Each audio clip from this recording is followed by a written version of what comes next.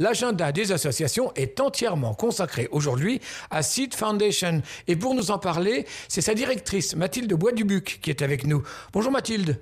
Bonjour Benjamin. Alors Bonjour si vous venez jusqu'à nous, c'est pour nous parler évidemment un petit peu, j'allais dire, de Seed Foundation, et puis surtout de nous parler de la course des héros. Mais d'abord, Seed Foundation, vous pourriez décrire cette association en quelques mots ? Oui, bien sûr. Donc, Seed Foundation est un fonds qui lutte contre la faim et la pauvreté en Afrique en soutenant le développement agricole. En fait, nous aidons les familles rurales à mettre en place des activités agricoles plus productives et plus rémunératrices. En fait, l'objectif, c'est d'améliorer en fait leur alimentation, leurs revenus et leurs conditions de vie. Et je suis sûr qu'il y a du boulot, hein ?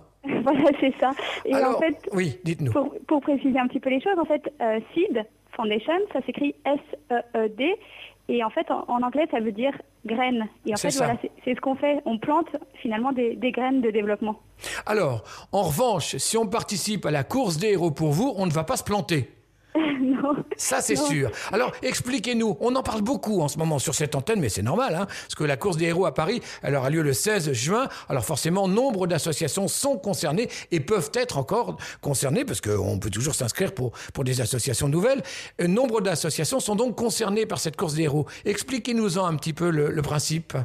Oui, donc en fait, la course des héros, donc Seed Foundation y participe pour la deuxième année. C'est une course solidaire qui vise effectivement à collecter des fonds donc pour des causes humanitaires dans une ambiance qui est vraiment conviviale et festive. L'année dernière, je crois que la course a rassemblé près de 20 000 personnes et 150 associations.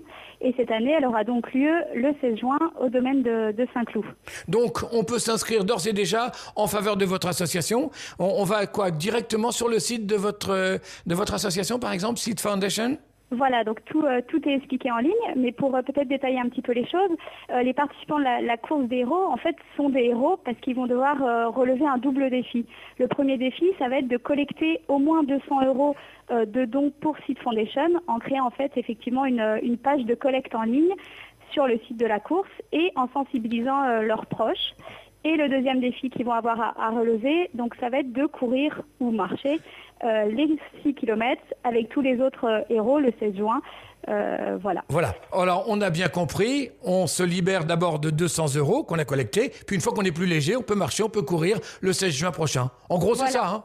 C'est ça, oui. Si l'on veut en savoir davantage, tant sur la course des héros, pour laquelle vous êtes très preneuse, hein, des uns et des autres, que sur votre association en général, comment procède-t-on ?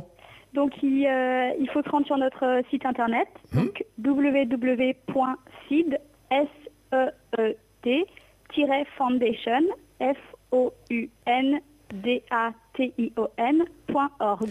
Mathilde, oui.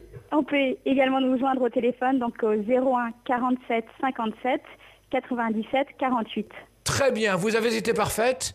Bonne course des héros et puis à bientôt sur l'antenne de Vivre FM. Nous avons rendez-vous ensemble le 6 juin. On aura grand plaisir à vous connaître encore davantage. Merci Mathilde. Au revoir. Au revoir.